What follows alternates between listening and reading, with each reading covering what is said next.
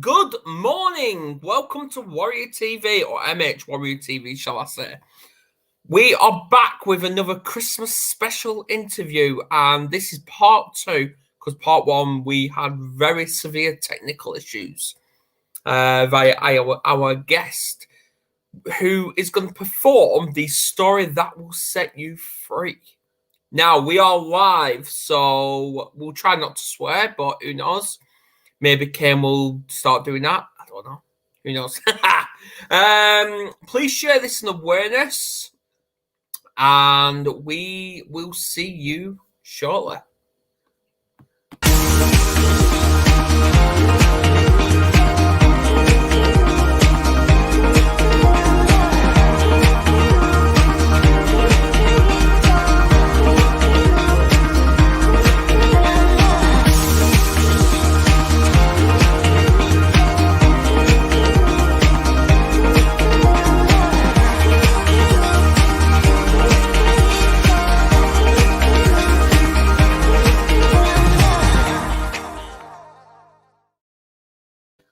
Kane!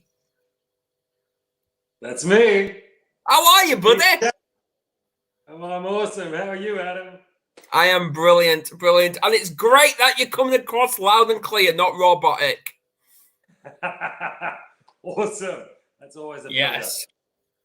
Yes. So, let's just dive right into it with the quick fire questions, which I was asking last time, but I weren't getting anything from you. How rude. Who knows?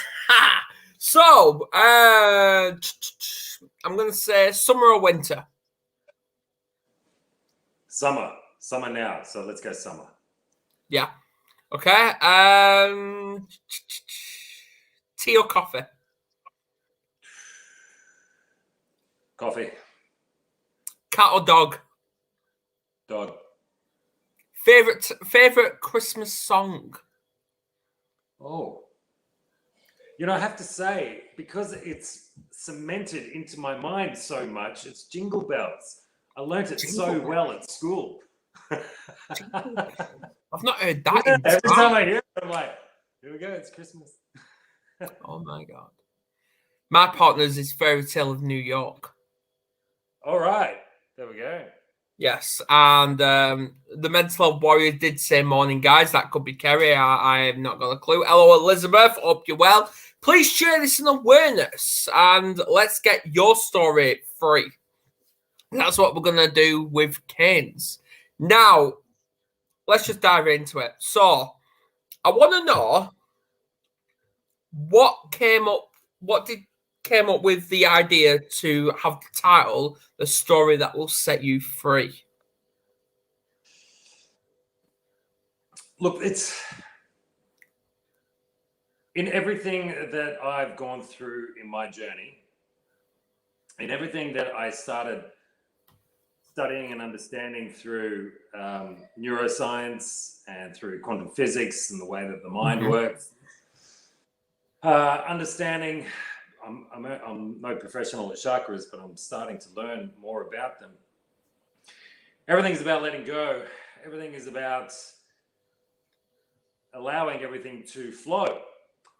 And one of those key attributes to that is your inner child. So with the inner child is, no matter how old you are, if you allow yourself to live in the inner child, that's where your freedom is. That's where the spontaneity lives, the love, the joy, the creativity. That's where you can be present so much more often. If you think of a child, the reason why a child is in so much joy all the time is because they're always present.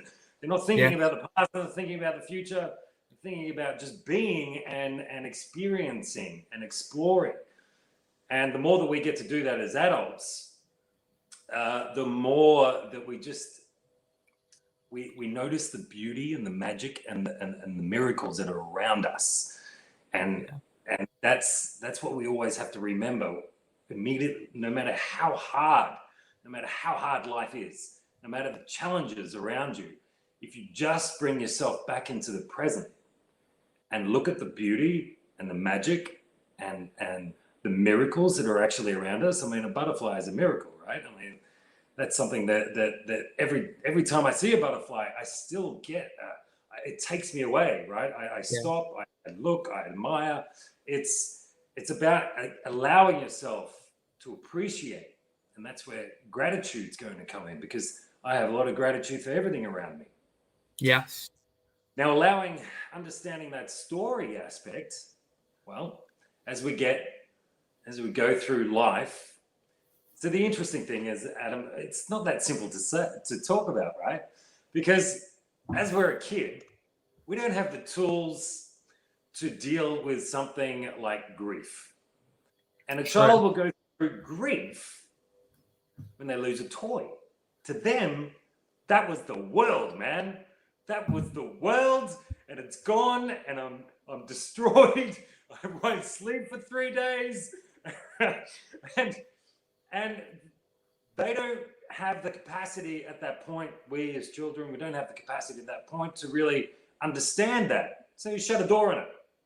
Yeah. And in life, as we grow, we have what's called the corridor of life. It's a big, beautiful, majestic corridor that lives inside us. And when we're free like a child, every door in this corridor, so you just imagine a majestic cathedral corridor, right, inside you, that is just filled with doors on either side, and every door is open. And there's this beautiful breeze coming through, and it's vibrant and it's energetic and it gives you power, right? That's the joy, that's the love that's pumping through you. That's the energy. So when people are looking at kids going, where do they get their energy from? It's because they're just connected to them. They're just connected to them, to just being. So they're just full of energy. But the moment you go through a moment of a challenge or some sort of event, an adverse event that happens, and you don't process it, you shut a door on it. Yeah. And as we go through life, the more doors we shut, the less energy that we have, the less airflow, the less ability for us to connect to our core center, to our core energy. And as we get older, we get in our 30s and 40s, and we're feeling sluggish and slower, and our mind's got this knocking on doors going on because there's shit that we haven't dealt with and we don't want to deal with, and we don't want to open the door because we don't know what's in there, and we're scared of it. But once we do, all we realize is that it's part of our story. Exactly, yeah. It's the building blocks that create who we are today. All those adverse events are blocks that are getting placed in front of you to build you into the person that you are today. But you get to choose how you perceive that event. What was the lesson in it? Do you want to learn a lesson in it? Because if you don't, and you keep asking why that ever happened to you, and you never give yourself an answer, you'll just keep asking yourself why. So it keeps you stuck to that past event by just questioning yourself. And for all those it holds still. Yeah, one of the biggest questions people keep asking themselves today is, what if? What if? Yeah. What if? Absolutely. And if you look at a past event with the imagination of the magic if. So I've got an acting background. So I was in the film and entertainment industry. I can tell. I was in there for like 30 years. And this is where the story comes from, right? So with the magic if, the what if, when you go back to look at past events and you go, well, what if I looked at it that I actually needed to learn a lesson? And that lesson was to give me the ability of strength, or the ability to understand, or the ability to not be so gullible, the ability to create boundaries in my life. That changes the perspective of rather than being a victim, you're in God's university, and you're there to learn something integral. And the reason why we have certain events that happen to us in our lives is because eventually, as we get older, especially once we hit our 40s, we have our opening up and we're coming up into our crown, and we start to become more aware, wise. We start looking back on our lives so we can become the teachers, especially when you have children. The more that you get connected with the adverse events that are happening in your life so you can share your wisdom, especially with the younger generation, gives you the ability of a teacher. And that's what we are, especially as parents. We're teachers. We're just guides. We're not there to tell them that they have to do something. We're just there guiding them. Just like, yeah, that's your life. We'll just make sure we fill you with as much wisdom as we can from the lessons that we've learned, as much joy and happiness as you can possibly expand on, and always looking at the positives, always looking for the solution. Have you noticed that with what our parents taught us, when we have kids, we're doing the total opposite to what we got taught? Yeah, absolutely. Yeah. That was so traditional belief systems. It's one of the hardest things for people to break away from. Yeah. And those traditional belief systems, like, I'll give you an example. Separation, divorce, right? One of the most paramount, and the reason why I bring this up is because I've been through it, and there's such a massive experience of that around the globe. In Australia, it's 1 in 3. In America, it's 1 in 2.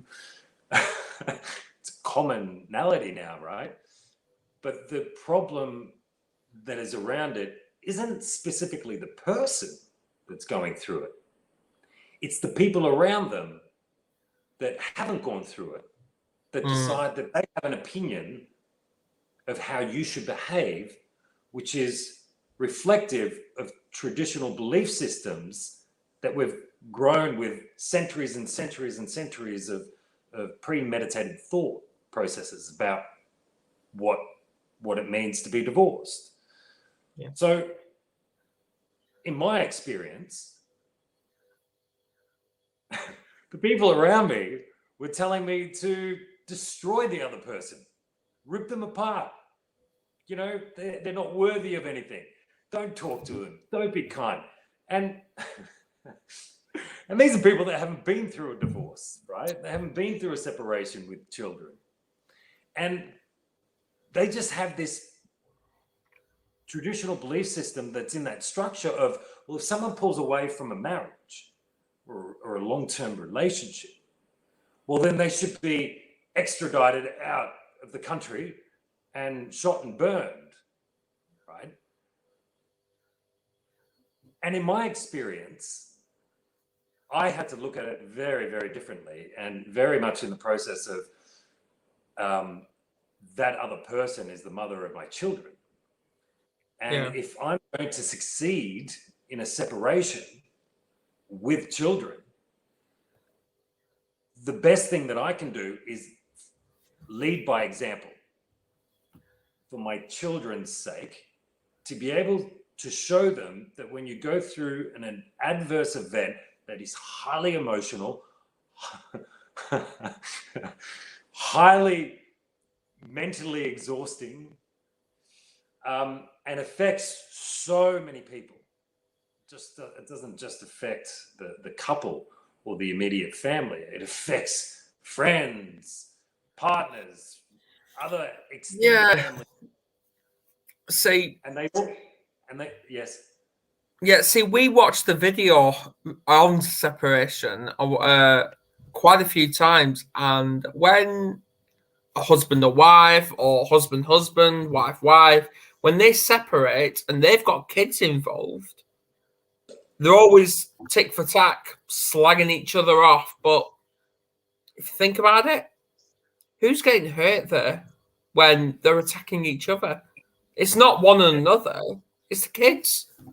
They're the ones being affected the most. But I'm going to say bluntly, people are too stupid to notice that. Unfortunately, it's just ego. It is. I don't want to be the weak person. I don't want to buckle. But whether you're in a relationship or you're in a divorce, everything's a negotiation. You have to negotiate. You have to put forward, well, what's the best way to get a solution out of this? So as much as I had to combat the onslaught of traditional belief systems, right? It was in my face. Like, people were questioning the way that I was behaving, the way that I was communicating with my ex. And the way that I was doing it is that I had a big meeting and I laid on the table, this is what I want. I just want 3 things. I want honesty, because we've got 2 kids to raise for the next 20 years. I want trust, because we've got 2 kids to raise for the next 20 years. And I want you to be happy, because if you're happy, my kids will be happy. And if my kids are happy, then we're succeeding at allowing this process to happen. Exactly. And it took me 9 months to get there, because I had to go through my own up-leveling, which was a lot of deliberate exercises and work for me to get to full acceptance. I was very deliberate in my processes to be able to communicate with that other person and smash the traditional belief systems that were kept getting thrown at me from other people that were like, no, someone lives a marriage, you castrate them, you burn them, you destroy them, you wreck their soul, and it's wrong. It's against all ability of actually having a beautiful. People want peace, right? Yeah. You ask like 95% of people want peace in the world. They want love in the world. They want to see wars stop. But if you can't have peace in your immediate existence with someone, well, that's not peace. That's not how it works. It works by building the strength, the love, and the passion and compassion and the empathy within your own community, in your immediate family, which extends and forces that energy out into the world. Which, as you connect with people, when you've got an air of joyfulness and love coming from your own existence, from your heart, that rubs off on other people. Yeah. Do you believe? Obviously, we've got Elle McDonald tuning in as well. By the way. Hey, Elle.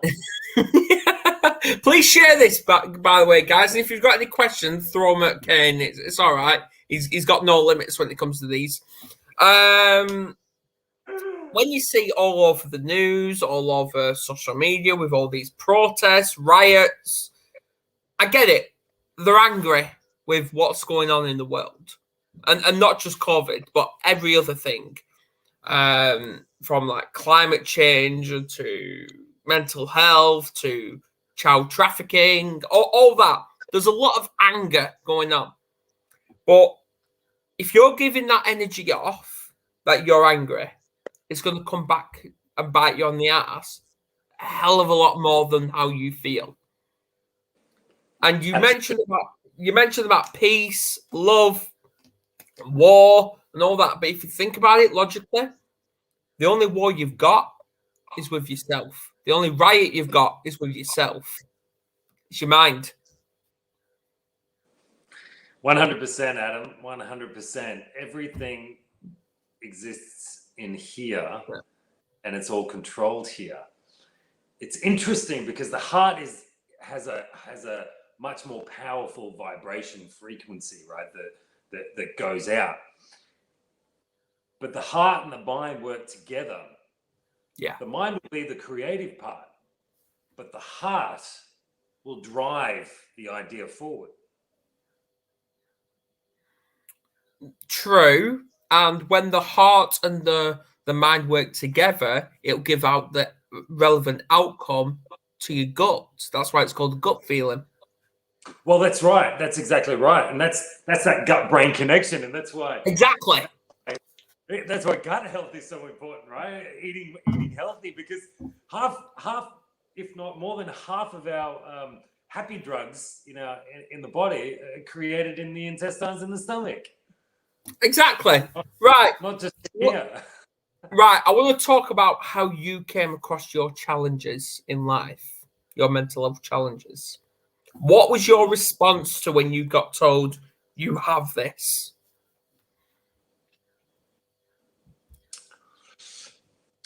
Okay, so there's only been one specific time when I was really told that I have this and there's nothing I can do about it. Mm-hmm. And that was when I was going through the divorce. So initially I was seeing a psychologist. Okay. And they told me that, I'm going through deep grief. And what my question was, actually, I asked them. So I was like, okay, I'm going through all this pain and torment. I was like, how do I fast track it? Like, I've got 2 kids that are looking at me and they're in just as much pain. How do I fast track this experience to be able to get control of my mind and my emotions again? And they said, you can't. It's grief and you just have to take it day by day. And I was like, but I can't. I need to understand how I can get through this faster. I need to be able to bring some joy back to my kids' life because they're depending on me. And we were in a bit of a tussle about what that meant. That was the last time I saw them. Because I said, well, I don't believe it. Bullshit. So I ended up. Hang on. I've got a couple of little visitors. My kids are coming in to say hello. Okay. Hi, Raph. Do you want to say hello to Rafferty? This is Hello. Come up here. Oh, here we go. You can say hi. It's live. Yeah, buddy. Say hi. So Rafferty was the one that was a bit sick the last couple of days with the gastro. Slept for like almost 5 hours today. He's your clone, by the way. Yeah, there we go. Okay. It means we look similar. We look the same. Do you want to say bye? No. Bye. I'm getting nothing. Yeah. Here's my other son. Come over here, Casper. Come and say hi. Hello. This is Casper. Ah, there we go. Hello. Hello. You all right? Yeah. Good. They're both being very good and just watching a movie at the moment. Despicable Me Too. Yeah. Yeah, brilliant. Yeah. Right, looking forward to Christmas. All right. Are you looking forward to Christmas? Yes. Yes. I bet you are. Do you? Oh, you want to put it in the fridge? Could you put that in the fridge? Great. Okay. So that was just a little intermission for everyone. That's okay. I get them all the time. If it's not a child, it's a cat. So just going on that, that's what drove me into researching neuroscience, quantum physics, epigenetics, and really understanding how the body works, how the cells work, how the mind works, and what it takes to put things in place to create new neural pathways and to change the perspective on memories, because memories is connected to an emotion. So once you change that and you're deliberate in it and change the perspective of that memory as such, that's where you start getting that freedom and new perspective. So it took me 9 months to get to full acceptance, where it was like waking up. Seriously, I woke up and it was like a semi-trailer had just fallen off my back, and I kind of got up. What I was doing was getting up every morning, jumping in a cold shower, right, and then walking outside and giving my gratitude. And this one morning, I just woke up, And I was already in that state. And I just went, wow, gee, I felt good. And from that moment, it was just a complete opening into everything, like the co-parenting relationship, just from that moment, just exploded in communication, in not being emotionally reactive to anything, which was the underlying thing. So things that were being said weren't emotionally charging me. I wasn't getting triggered, and I was like, wow, I'm amazed. All this work, all this deliberate work that I was putting in physically and mentally worked. And I've got to tell you, in the beginning I was like, I don't know if this is going to work. I don't know if it's going to work. I'm just going to do it because this is what the science is saying. This is what some of the greatest mindset people in the world are saying. So I'm going to do it. Yeah. Works. And that's where I started studying coaching, and I was working with a counselor to come up with a program to help people elevate themselves going through separation and divorce. Yeah. Very good. Yeah. Yeah. It seems your child is still here. Yeah.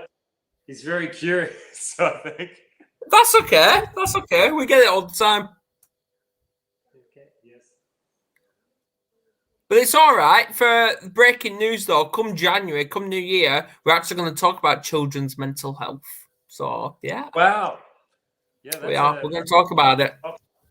Yeah, well, I mean, look, that's so much of what I was pushing for during that period, that divorce, was all relative to around their mental health, their emotional state. And that could only be delivered if the adults delivered it, because we're the leading examples, and whatever we're feeling, they're feeling. Exactly. Now, I'm going to have to ask, what does mental health mean to you? Look, mental health means to me, it's an interesting question. I'm full of them. Yeah. So, look, what mental health means to me is there is always the capacity of choice. Okay. And when I hear mental health labels, and what I see in people's behavior is they get stuck on the label, and they don't think that they can fix themselves. But at the end of the day, they're not broken. No. Mental health doesn't mean you're broken. There's nothing wrong with you. You're just going through an experience. So much of it is emotionally and mentally charged together. And there's a small percentage which, yes, it's you're born with certain things, but so much of it is from outside sources, whether it's food, whether it's the environment, whether it's experiences that are exploding.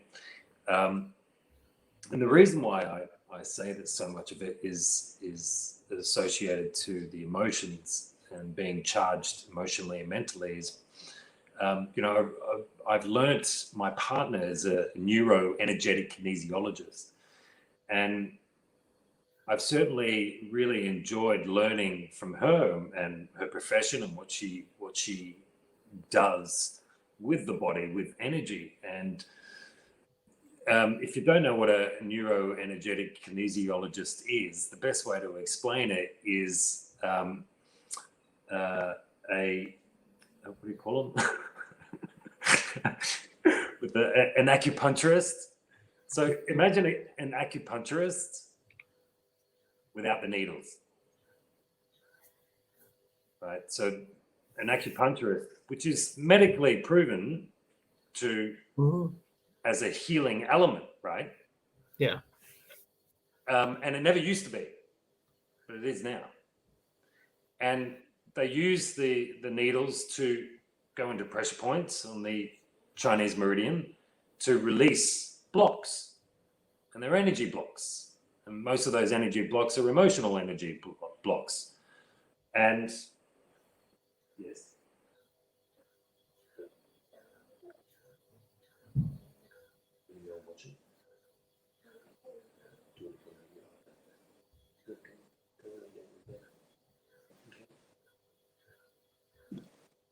Rafferty's not feeling too well. Okay. Just come out if you're starting to feel a bit bad, okay? Right. It's just going to go and lay down in bed. Yeah, gastro.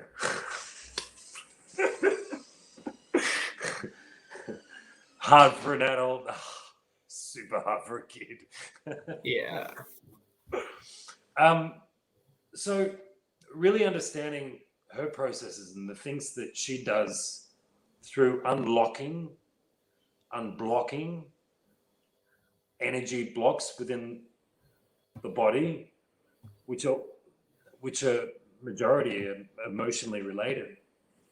So when I take all of that into consideration with mental health and what I understand of it, and this is all part of, your story will set you free, Adam. This is all part of it. Because the more that you can actually look at your experiences of what you've actually gone through, the more that you can see that it's a story. The more that you talk about your story, the more that you hear yourself telling a story. And the more that you're telling a story, you're allowing your energy that's connected to those emotions to flow free. So our voice is an exit pathway to those particular emotions. And that's the problem with depression, because I went through depression. And I went through a state of depression over about a 4-year period. And I didn't know I was going into it. And no one ever does, because it's a slow creeper. And then all of a sudden you're in a depressive state. You're like, how the hell did I get here? I'm always a positive person, always looking at the bright side of life. And it's because what I noticed and what I see a lot is that there's a lack of expression with depression. That rhymed. Did you like that? A lack of expression with depression. And depression, you end up getting very head cyclone-ish. You've got this huge hurricane, cyclone, whichever part of the world you're in. Yeah. Going through with the thoughts that are just spinning around, rather than allowing them to exit, and rather than expressing your issues, expressing your problems, expressing what it is that's actually affecting you. And the more that you allow that to happen, the more you will allow yourself to allow that energy to exit from your body. And it gives you the ability, and that's why psychologists and counselors are very paramount at the very beginning, to be able to help pinpoint those particular problems and just talk and get it out. And then coaches is the next step from there. That's where you start, once you've got your settled down and you understand where the true issues are, you can start driving things forward and start really working on a healing plan and getting through what it is that you actually want to become, because we all have the capacity to become whatever we choose. Yeah. So mental health is a deep, complex, beautiful adventure. It's a beautiful adventure in that you have to be an explorer within your own self. When you become an explorer within your own self, you start to become very aware of yourself. And once you get into that awareness, you can start changing things. You can start noticing things that aren't working for you. They're not serving you any longer. And you can change the perspective on it. But it's not until you get to that space of awareness and acceptance, and forgiveness is a big one. Forgiveness is huge. Yeah. It's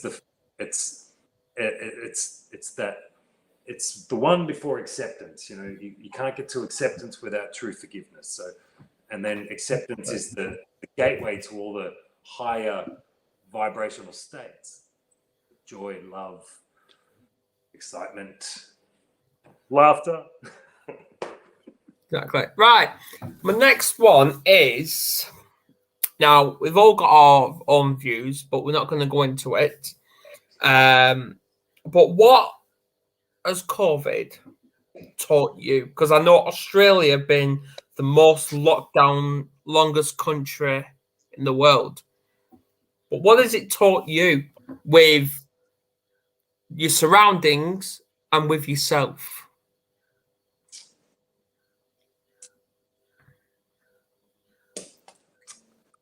Wow. This is a very political question. I won't say political.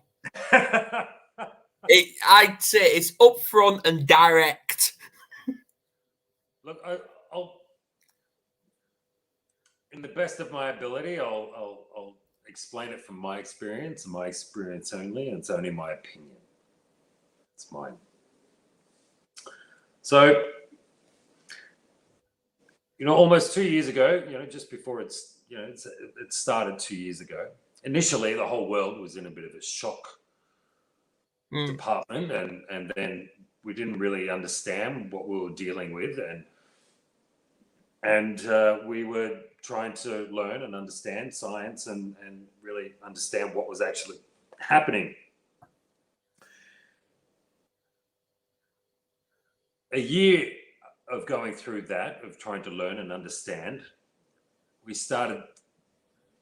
we were accepting at that point of the lockdowns and going, oh my God, it's freaky, right? This is like watching a sci-fi movie. Oh my God, it's really happening. Shit. And I think the whole world was like that. They were just accepting, going, oh, we gotta figure this out. This is like a movie, and everything will be okay. But over the last 12 months, one of the biggest things that I saw with lockdowns is mental health falling apart. I agree. Suicides going through the roof. And we're, as human beings, we're tribal people. We need to be around other people. We need touch. We need expression. And you take that away from us, and we start losing the plot, and we become angry. Yeah. Become depressed. So there is certainly that downside that I saw. One of the biggest downsides that I see now, which I've had to really be patient with. And so I dealt with bullying for a good 10 years of my young life, right? And when I say bullying, I mean vicious physical and mental bullying, because I was a fat kid. And I was abused, and I was beaten, and my self-confidence and my self-esteem were completely screwed, right? And it took a very long time to figure that out, to rise above it, to understand it. So when I see mandates coming in place like they are, what I see is a very large attempt at bullying. And I'm very sensitive to it. And I'm very sensitive to manipulators. And that's one of the biggest core aspects that I see, because there's been so many lies thrown out there there's been, especially in Australia, there's been such a lack of detailed data reviewing from across the globe of what's happening over there, that people have become bullies with vaccinated and unvaccinated. And like I said, it brings back the images that I went through as a child. Yeah. And I just see it happening in front of me, in front of my own eyes, friends. And I'm sitting there scratching my head going, it's almost like they're oblivious of the bullying, that bullying is actually a thing. But it is a thing, and it does have mental health problems to it, associated to it. Mm. Whether you like it or not, I've traveled the world, Adam, and I mentioned this to you this morning. I've traveled the world and I have every vaccine known to man, except this one. That's my choice. I don't believe there's been enough testing.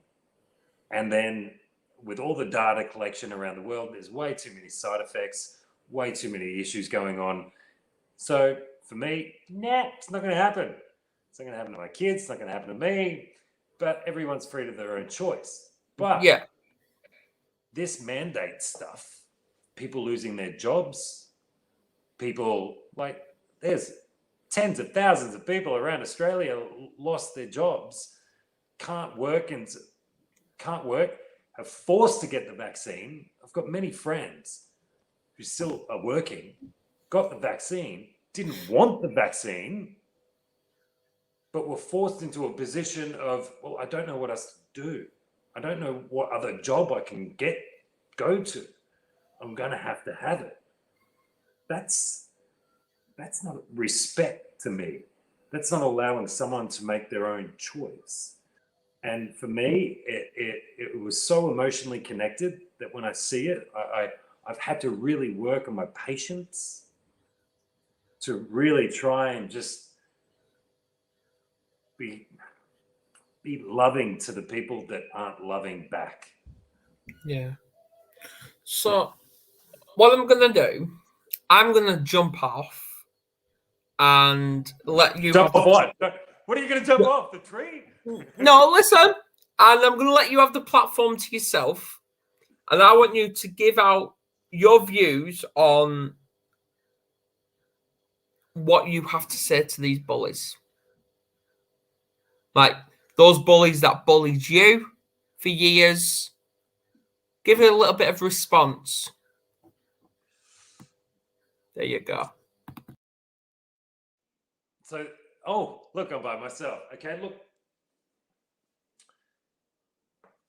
All the people that actually bullied me, I forgive you through that process. I understand that we all go through journeys, and part of that journey is crossing paths with certain people. And everyone has their own journey that they have to go on, their own experiences that they have to deal with, and their own choices that they need to choose.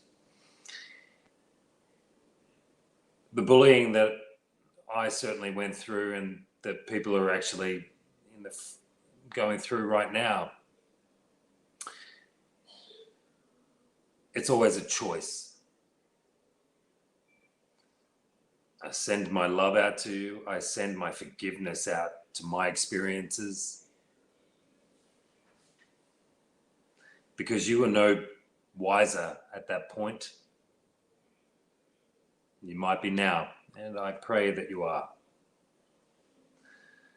But those experiences have a very detrimental effect on anyone at any age when it comes to bullying. When you become aware of that as a person that is doing it, you're not just affecting one person, you're affecting the other people in their lives, because they lose their self-esteem, they lose their own inner respect, their confidence. It affects the way that they portray themselves in social activities. It affects the way that they have relationships. They become very defensive. They become negative on themselves, which sends out a really bad energy to if they've got a partner, to their kids.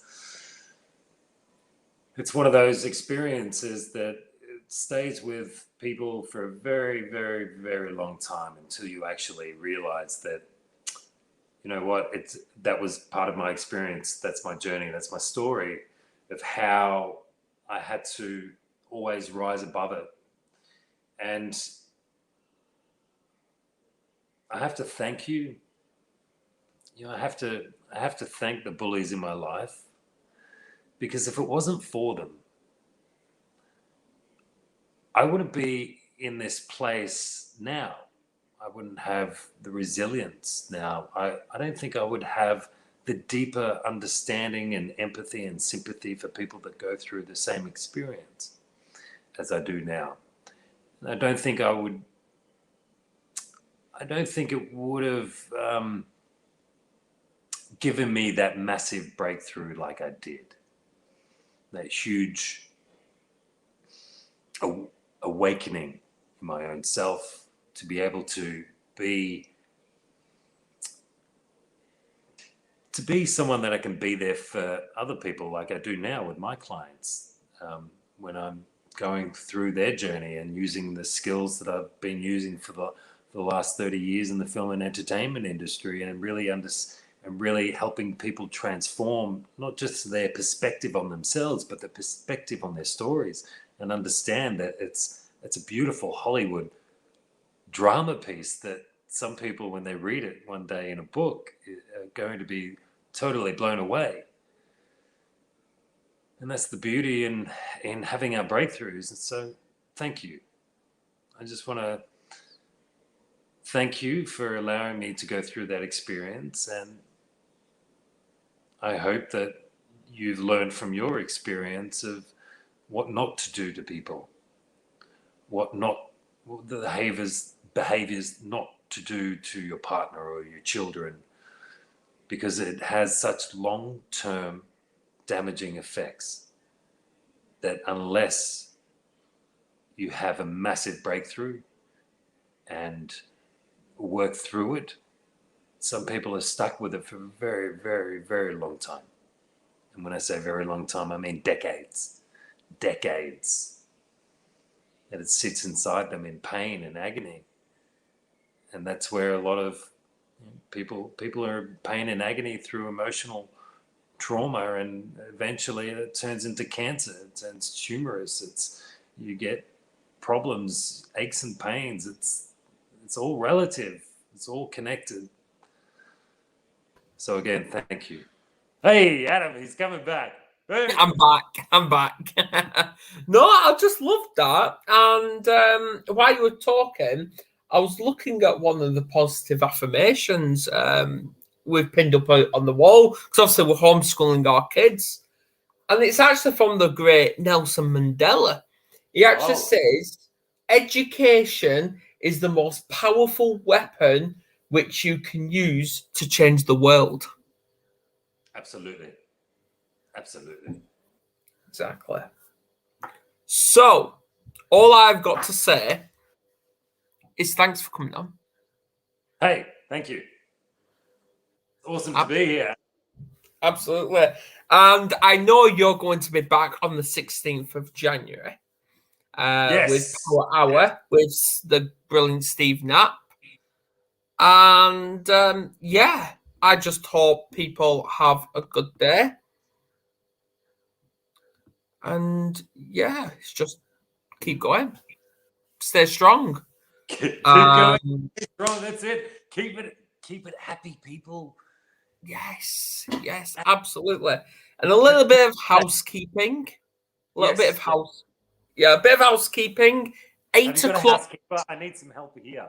I would love anyone put their hand up. I need some help at my house. It's crazy. 8 o'clock tonight, UK time. So 8 p.m. UK time. So it's going to be possibly at 7 a.m. maybe. We're back with Warriors of Attraction. We're going to talk all Christmassy. That's going to be a Warrior special. So fellow Warriors going to be jumping on that. I think there's going to be about 6, maybe 7 of us on screen tonight. So there you go. Okay. There we go. Could be a Yeah. good morning. So if you're awake, Kane, tune in. will. And yeah, so yeah, because you're 11 hours in the future, you are. So it'd be